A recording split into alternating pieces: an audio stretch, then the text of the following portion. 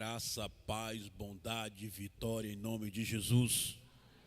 Quantos estão felizes na presença de Jesus? Jesus está nesse lugar. E aonde Jesus está, tudo de bom pode acontecer. E eu quero trazer hoje uma palavra de vitória para a sua vida. Uma palavra de bênção para a igreja do Senhor Jesus.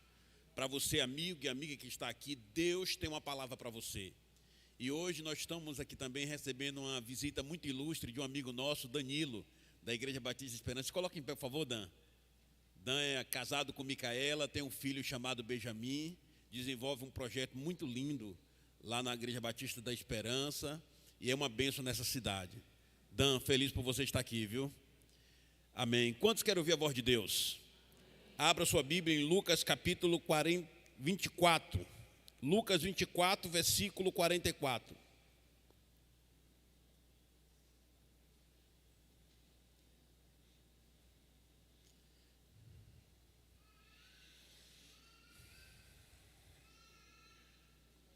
Lucas capítulo 24, versículo 44.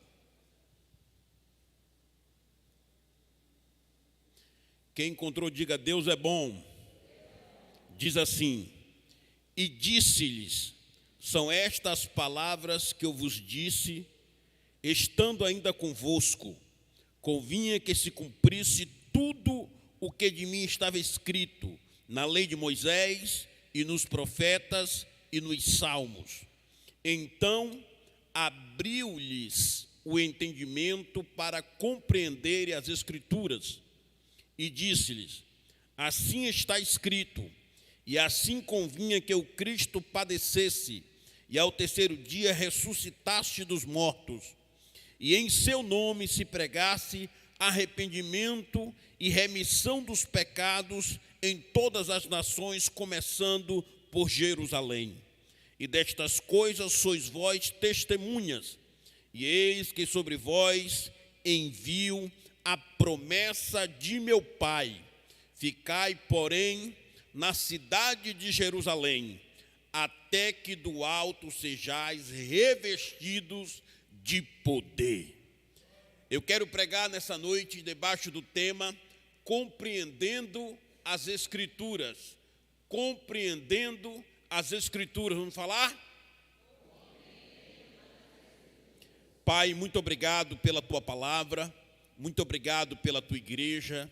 Muito obrigado pelo nosso pastor Davi, que já está em casa, está evoluindo, está entre nós com boas notícias.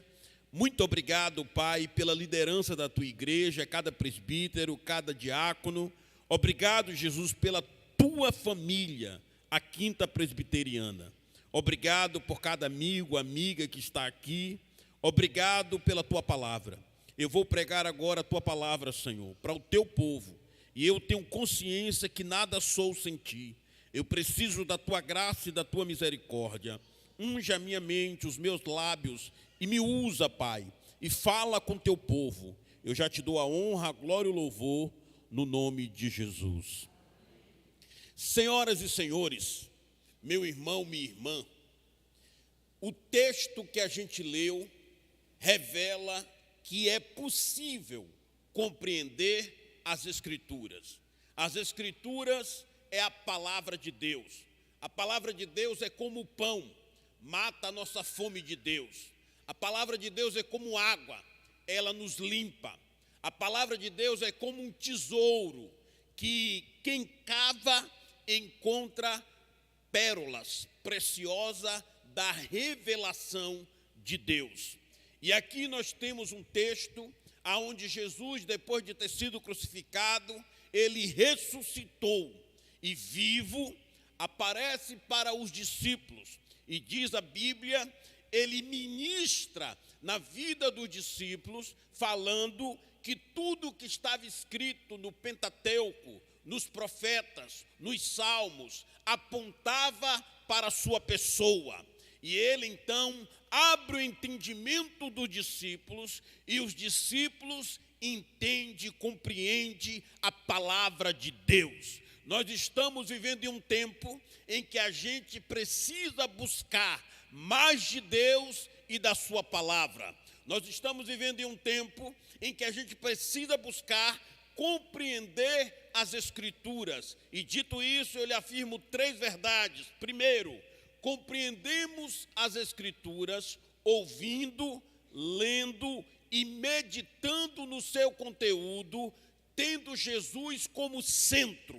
Toda vez que a gente lê, toda vez que a gente ouve, toda vez que a gente medita na palavra, tendo Jesus como centro, a gente passa a compreender as Escrituras. Por isso, Apocalipse 1:3 diz: bem-aventurado, feliz é quem lê, quem ouve e que guarda as profecias que está escrito. A Bíblia nos exorta, Jesus nos exorta a ler, meditar e ouvir a sua palavra. O Salmo 1 diz: bem-aventurado é o varão que não anda segundo o conselho dos ímpios, nem se detém no caminho dos pecadores, nem se assenta na roda dos escarnecedores. Antes tem o seu prazer na lei do Senhor, e na sua lei medita de dia e de noite. Meditar é mais do que ler, é averiguar, é inferir, é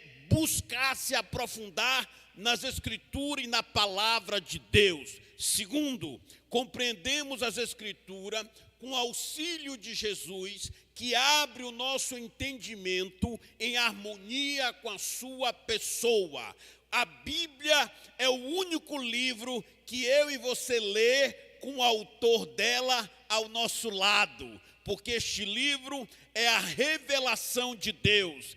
Tem a inspiração do Espírito Santo sobre homens santos que escreveram e registraram a palavra e a revelação de Deus. Por isso, toda vez que você lê a palavra, Jesus, o Espírito Santo, está ali do lado para te iluminar, para me iluminar. Eu conheço pessoas que nunca tinham ido à escola, não sabia ler nem escrever, mas lendo a Bíblia, aprendeu a ler. A Bíblia é um livro fascinante, extraordinário, encantador, fenomenal. Por isso, leia a palavra, ouça a palavra, medite na palavra e peça o auxílio do Espírito Santo, de Jesus Cristo de Nazaré, para você entender a palavra. Terceiro, compreendemos as Escrituras de forma mais profunda quando discernimos que a Escritura é universal, global, atemporal, eterna em Cristo Jesus. Esse livro, ela pode ser entendido desde o mais catedrático no Mackenzie até o homem mais simples em uma tribo na África, no continente da África. Esse livro pode ser entendido por um adulto, pode ser entendido por uma criança, pode ser entendido pelo solteiro, pode ser entendido pelo casado. Todo ser humano tem a possibilidade de compreender este livro, principalmente quando nós temos essa noção que Jesus abre o nosso entendimento e a sua palavra é imutável, é eterna, é poderosa, é gloriosa, é majestosa. Por isso, nós precisamos ler a palavra. Agora, deixa eu lhe dizer uma coisa. Quando a gente lê a palavra, algumas coisas acontecem que a gente precisa tomar posse. O que, George? Por exemplo, primeiro, a compreensão das Escrituras em Cristo Jesus nos leva a desfrutar da promessa de Deus. Vou repetir. A compreensão das Escrituras em Cristo Jesus nos leva a desfrutar das promessas de Deus. O versículo 44, Jesus fala que tudo que estava escrito no Pentateuco, escrito por Moisés, nos profetas e nos salmos, apontava para ele, porque a Bíblia que eles tinham no Antigo Testamento era a Torá, os profetas e os salmos. Depois que os apóstolos vieram, é que surgiu a revelação da nova aliança. Então nós temos os patriarcas, os profetas que escreveram o Antigo Testamento, e hoje nós temos os apóstolos que escreveram o Novo Testamento. E tudo tem Jesus como centro. No versículo 44, a Bíblia fala de Jesus. No versículo 49, Jesus fala da promessa dizendo: e eis que envio sobre vós a promessa do meu Pai. Ficai, pois, em Jerusalém, até que do alto sejais revestido de poder. Deixa eu lhe dizer uma coisa: se você entregou sua vida a Cristo, se você nasceu de novo, se você foi alcançado pela graça, tem promessa de Deus para você. E eu quero lhe dizer da parte de Deus, essa igreja está debaixo de promessa. Deus tem promessa para a Quinta Presbiteriana nessa cidade. O nosso pastor está debaixo de promessa. Você que caminha aqui conosco em fé, tem promessa de Deus para você. Deus é um Deus de promessa. E é interessante que o texto fala da Trindade. Quem faz a promessa é o Pai, quem cumpre a promessa é o Filho, e quem se manifesta é o Espírito Santo. Aleluia! Bendito seja Deus. Nós temos um Deus que é triuno, a Trindade. Não é um Deus de 3 cabeças ou 3 deuses. Não. É um mistério eterno, um único Deus, que em essência é uno, em personalidade é trino. Millard Erickson disse o seguinte: tente negar a Trindade e você vai perder a alma. Tente compreender e você vai perder o juízo, porque a Trindade é um mistério glorioso, poderoso e eterno. E isso nos faz ver que Deus é um Deus de aliança. Por isso Ele se agrada da obediência, porque tem promessas na Bíblia que está condicional ao caminhar do povo de Deus. É caminhando em obediência a Deus que a gente experimenta as promessas de Deus. Aleluia! É caminhando em harmonia com Deus, em obediência a Deus, porque Deus tem prazer em abençoar o filho, a filha obediente à sua palavra. Billy Graham disse o seguinte: Deus prometeu enviar seu filho e nascer da Virgem Maria. Ele prometeu, Jesus nasceu da Virgem e veio ao mundo. Ele prometeu que seu filho ia morrer na cruz, morreu na cruz pelos nossos pecados. Ele prometeu que seu filho iria ressuscitar, ele ressuscitou, vencendo a morte e todo o inferno. Ele prometeu que vai voltar, e eu lhe digo, a qualquer momento a trombeta vai tocar, o céu vai se rasgar do oriente ao ocidente, e todo olho verá com poder e glória Jesus voltar para buscar a sua igreja e buscar o seu povo, porque Deus, aquilo que Ele promete, Ele cumpre. Por isso que tem um louvor que eu gosto muito que diz: Deus de aliança promete.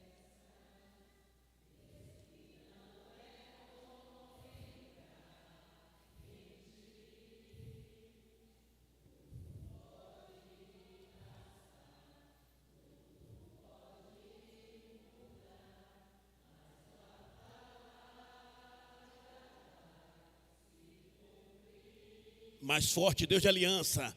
Deus de aliança.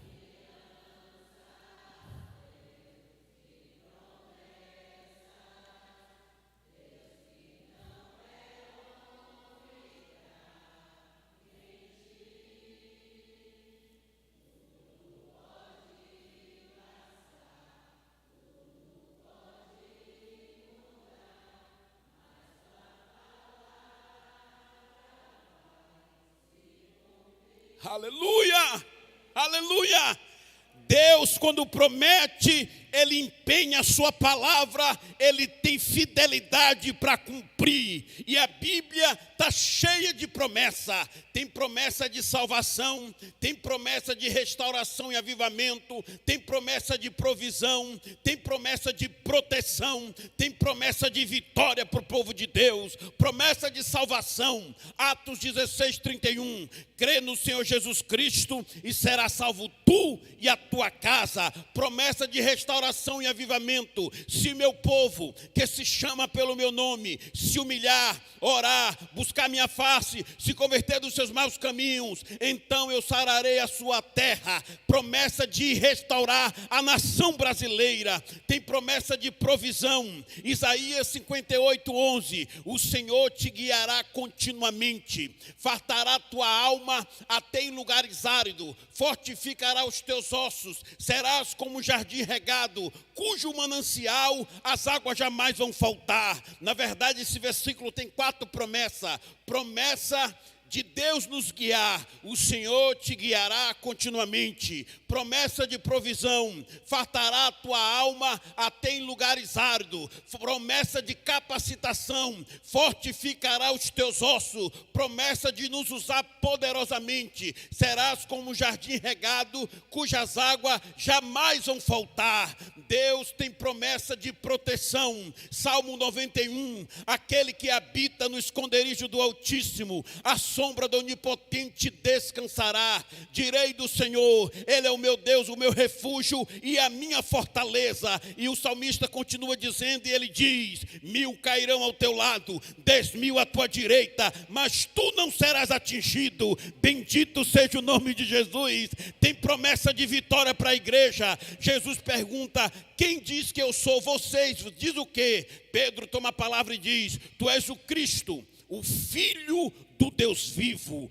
Jesus olha para Pedro e diz: Pedro, não foi carne nem sangue que te revelou, mas foi meu Pai que está no céu. Também eu te digo que tu és Pedro, e sobre esta pedra edificarei a minha igreja, e as portas do inferno não vão prevalecer. A Bíblia diz que nós vamos triunfar. Romanos 8:31 diz: se Deus é por nós, se Deus é por nós, aquele que não poupou o seu próprio filho, antes por todos nós o entregou, porventura não nos dará graciosamente com ele todas as coisas? Quem tentará acusação contra os filhos de Deus? Se é Cristo quem morreu, antes ressuscitou, está à direita do Pai, intercede por nós. Quem vai nos separar do amor de Deus? Tribulação, angústia, perseguição, fome, nudez, perigo, espada?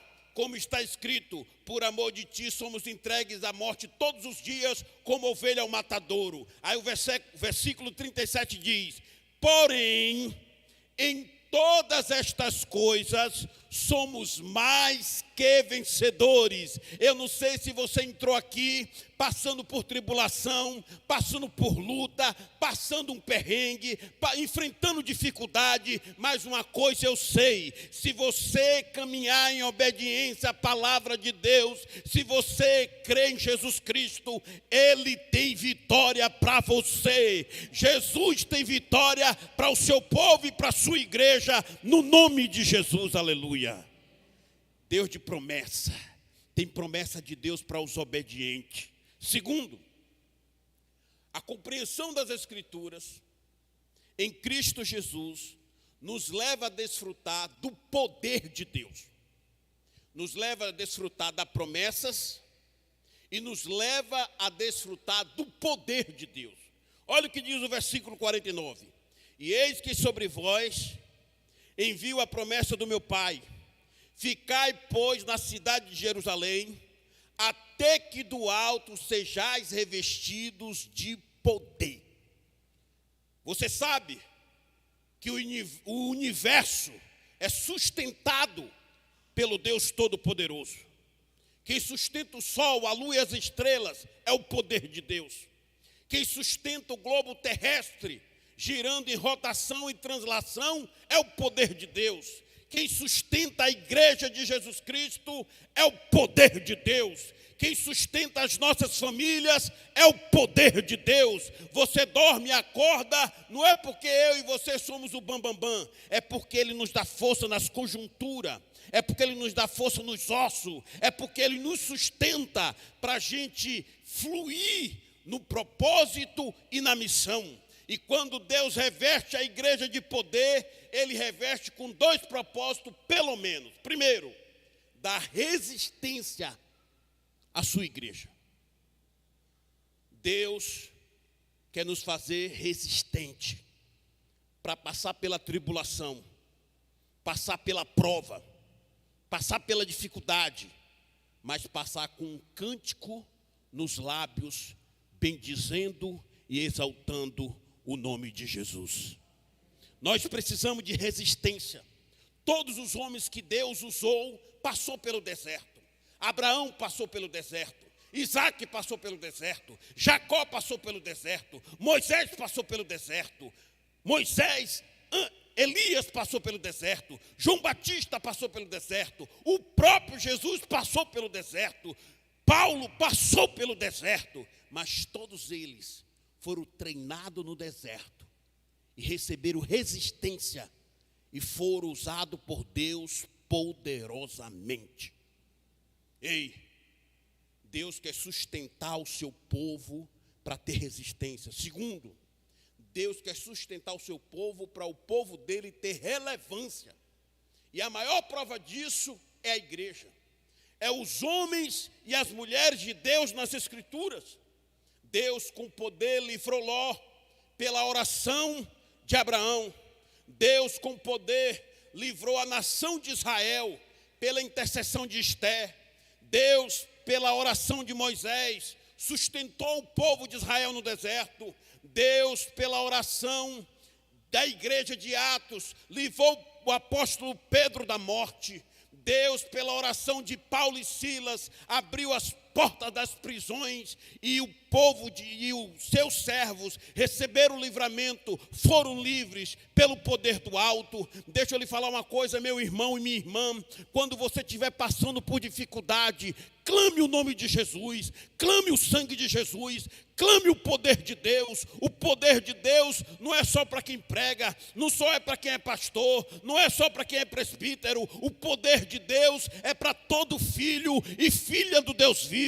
Deus lhe ama, Deus lhe entende, Deus lhe percebe, Deus sabe o que você está enfrentando. E Ele está dizendo para você nessa noite, clame pelo poder do alto, clame pelo poder de Deus. A igreja primitiva, ela não tinha tecnologia, não tinha todo o aparato de sonorização que a gente tem. A igreja primitiva não tinha homens influentes na sociedade, mas a igreja primitiva tinha o poder de Deus. Hoje, na igreja pós-moderna, nós temos tecnologia, nós temos catedrático na igreja, nós temos gente influente na igreja, mas a igreja pós-moderna precisa do poder do alto. A igreja pós-moderna precisa do revestimento do Espírito Santo. Nós precisamos do poder de Deus para testemunhar para o nosso vizinho de casa, de rua, de trabalho. Nós precisamos nos encher do poder.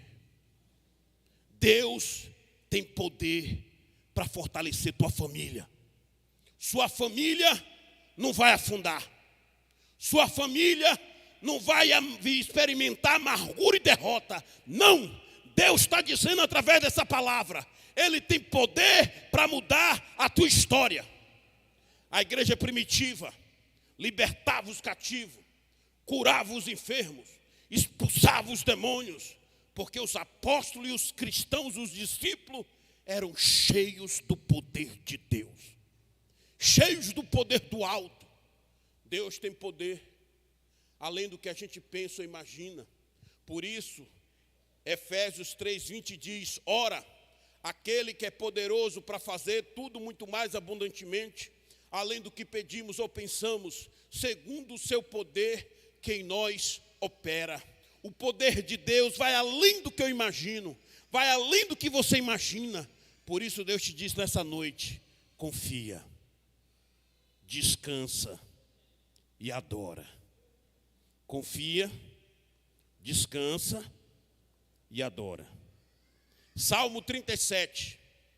Confiai no Senhor, alimenta-te da verdade e habita na terra.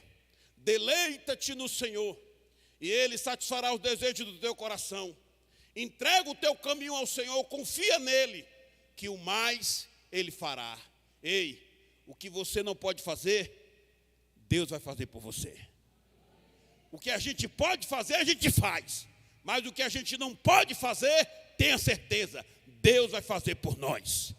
Terceiro e último lugar, A compreensão das Escrituras em Cristo Jesus nos leva a desfrutar da presença de Deus, aleluia. Aleluia! A compreensão das Escrituras em Cristo Jesus nos leva a desfrutar das promessas de Deus, do poder de Deus. E terceiro, nos leva a desfrutar da presença de Deus. Não tem nada comparado à presença de Deus. Não tem ninguém, não tem anjo, arcanjo, querubim, serafim. Não tem homem, não tem apóstolo, profeta, evangelista, pastor, mestre. Não tem papa, cardeal, padre, não tem ninguém que se compare à presença gloriosa do Espírito Santo em nós. E Jesus disse: ficai em Jerusalém, até que do alto sejais revestidos de poder. Esse poder que viria como revestimento seria o selo do Espírito Santo na igreja de Cristo Jesus. Nós que somos igreja, nós temos o selo do Espírito Santo, e na presença do Espírito Santo, o Deus Consolador habitando dentro da gente, a gente pode caminhar crendo que o amanhã será melhor. Nós podemos crer nas promessas de Deus, nós podemos crer no poder de Deus, nós podemos crer na presença de Deus. A presença de Deus é mais importante do que fama, é mais importante do que dinheiro, é mais importante do que glamour. A presença de Deus é mais importante do que os diamantes. A presença de Deus é como chuva caindo em terra seca. A presença de Deus é como fogo quente no dia frio. A presença de Deus é como uma brisa suave no dia de intenso calor. A presença de Deus é como um bálsamo que cura. Ei, meu irmão, minha irmã, se alegra na presença de Deus, porque na presença de Deus há plenitude de alegria. A gente pode sentir a presença de Deus no templo bonito como esse. A gente pode sentir a presença de Deus em casa. A gente pode sentir a presença de Deus no carro. A gente pode sentir a presença de Deus na moto. A gente pode sentir a presença de Deus no aeroporto, no avião. A gente pode sentir a presença de Deus quando a gente se ajunta em um retiro na beira da praia, como foi o retiro esse ano. A gente pode sentir a presença de Deus na roça. A gente pode sentir a presença de Deus em qualquer lugar, porque não há lugar em que Deus não se manifeste. Vale a pena desfrutar e viver na presença de Deus, aleluia. Ei, meu irmão, Deus está contigo. Por isso, quando o crente está passando pela prova, ele canta a música do saudoso Lázaro. Estou passando pela prova, dando glória a Deus. Estou passando pela prova, dando glória a Deus. Ei, meu irmão, não joga a toalha no chão, não. Não murmura, não. Fica firme, minha irmã, meu irmão. Deus vai entrar com providência. É aquele filho, é aquela filha. Enquanto você está aqui adorando, Deus está trabalhando lá na vida dele e dela. É seu pai, sua mãe, confia que Deus vai operar. É teu neto, tua neta, confia no Deus Todo-Poderoso que Ele vai operar. Aleluia. É teu marido, é tua esposa, confia no poder de Deus. Deus ama você, ama sua família, ama sua casa. Aleluia. Por isso que na presença de Deus, nós temos que sempre nos apegar à palavra e ter nos lábios um hino de vitória. E se tem um hino que eu gosto, é aquele que diz assim: porque Ele vive.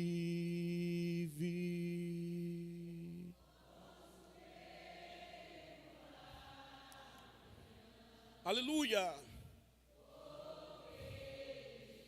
Jesus vive.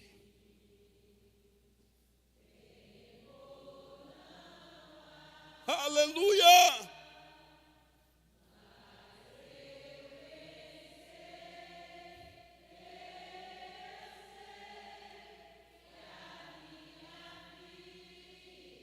Aleluia.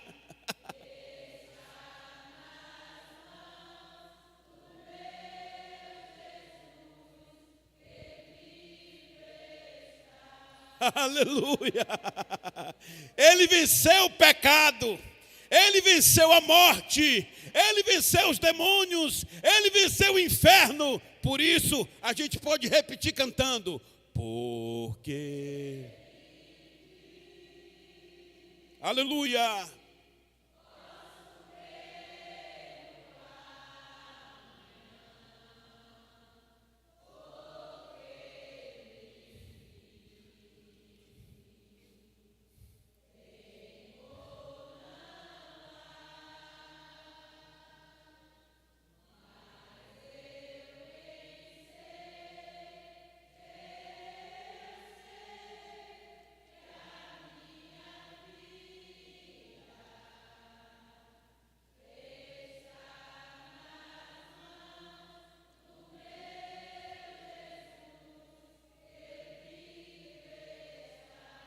Aleluia. Feche seus olhos, feche seus olhos, feche seus olhos, porque o Nazareno está aqui.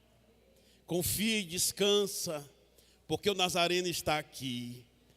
E você pode se perguntar: meu amigo, minha amiga, eu também quero essa presença, esse poder, e quero essa promessa. O que é que eu preciso fazer?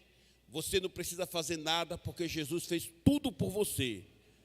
O que você precisa fazer é crer e se arrepender dos seus pecados, porque Ele quer lhe alcançar com a graça maravilhosa dEle. Ele quer te dar um banho de bondade e misericórdia, perdoar os seus pecados e selar você com o Espírito Santo. E com Jesus você vai ter paz e você vai ter vida eterna e salvação. Se você crê e quer isso para você, levante sua mão, eu quero orar por você. Alguém aqui quer entregar a vida a Cristo? Levante a mão, eu quero orar por você. Alguém que quer entregar a vida a Cristo, reconhece que necessita de Cristo, levante a mão, eu quero orar pela sua vida. Alguém, a gente não vai insistir no apelo, mas esse é o momento de você se alinhar com Deus. Se você reconhece que precisa do perdão de Jesus, da salvação de Jesus e quer a presença de Jesus, levante sua mão, eu quero orar por você. Alguém, agora eu tenho um segundo apelo. Você que esse mês quer viver a proposta e a visão da igreja, evangelizar no trabalho, na vizinhança, em casa. Você que é membro da Quinta Presbiteriana e diz: hoje eu quero a promessa, eu quero o poder de Deus, eu quero a presença, eu quero o renovo e o avivamento, e eu quero viver, fluir, e esse mês eu quero ganhar almas para Jesus. Se coloque em pé, eu quero orar por você. Deus abençoe, Deus abençoe. Pode colocar em pé, eu já estou de pé porque eu quero também.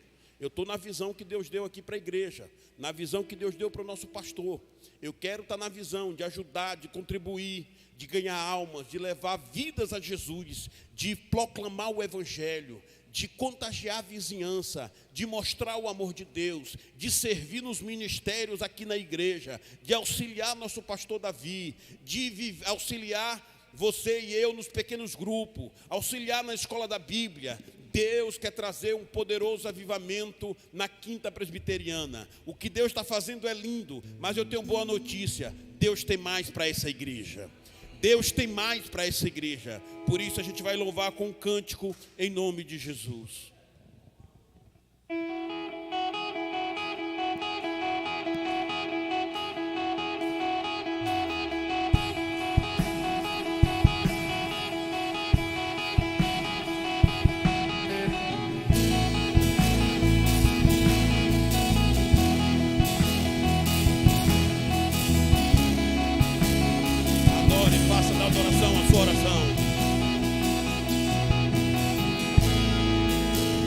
Todos necessitam de um amor perfeito,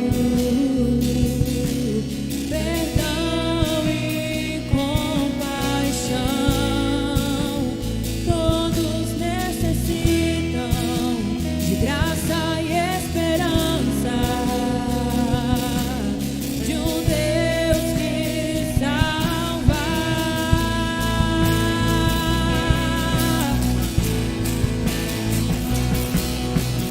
Cristo move as montanhas e tem poder para salvar, tem poder para salvar, para sempre, autor da salvação. Jesus amor.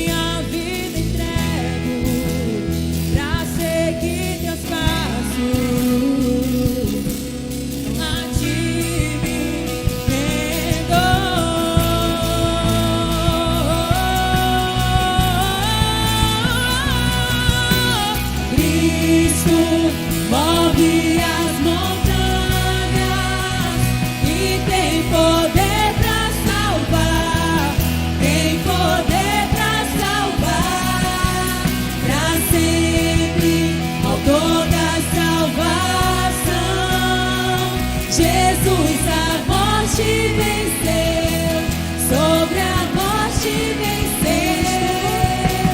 Cristo move as montanhas e tem poder para salvar, tem poder para salvar, para sempre, autor da salvação.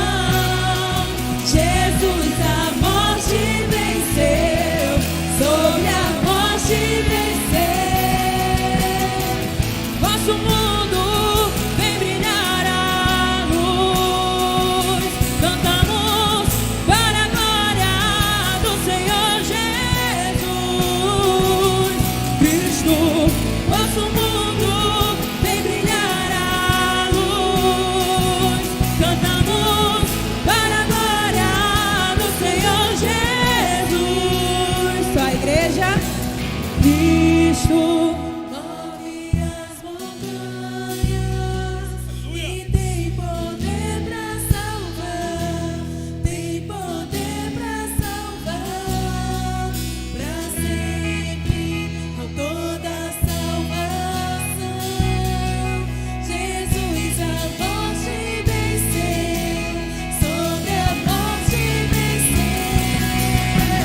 Cristo move as montanhas e tem poder para salvar, tem poder para salvar, para sempre, autor da salvação. Jesus a morte venceu, sobre a morte